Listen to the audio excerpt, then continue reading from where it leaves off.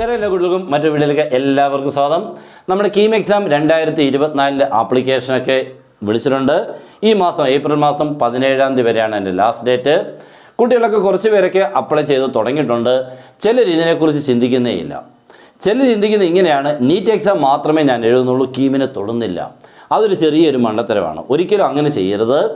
നിങ്ങൾ NEET exam എഴുതുക എന്ന് പറഞ്ഞാൽ ഓക്കെ, നമുക്ക് മെഡിക്കൽ ഫീൽഡിലോട്ട് പോകാൻ വേണ്ടിയുള്ളതാണ്. പക്ഷെ അതത്ര എളുപ്പമല്ല എന്നുള്ള സത്യം നിങ്ങൾ മനസ്സിലാക്കണം. കാരണം ഏകദേശം ഇന്ത്യയിൽ നിന്നും 22 ലക്ഷത്തോളം ആൾക്കാർ എല്ലാ വർഷവും എഴുതുന്ന ഒരു എക്സാമാണ്.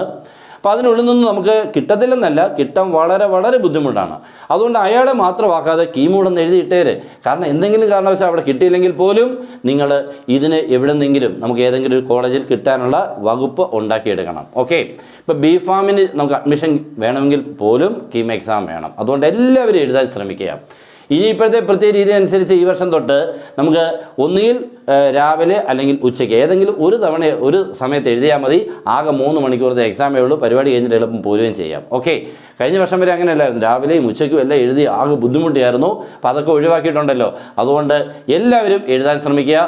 എന്തായാലും നമുക്ക് എവിടെയെങ്കിലും ഒരു കോളേജിൽ നല്ല രീതിയിൽ കൂടെ അടുത്ത വർഷം പഠിക്കാനുള്ള കോഴ്സ് കിട്ടട്ടെ. ഓക്കെ, അതുകൊണ്ട് എല്ലാവരും അപ്ലൈ ചെയ്യാൻ മറക്കരുത്. ആരെങ്കിലും അപ്ലൈ ചെയ്യാനുണ്ടെങ്കിൽ ഒന്ന് അപ്ലൈ ചെയ്തേരെ. Good bye.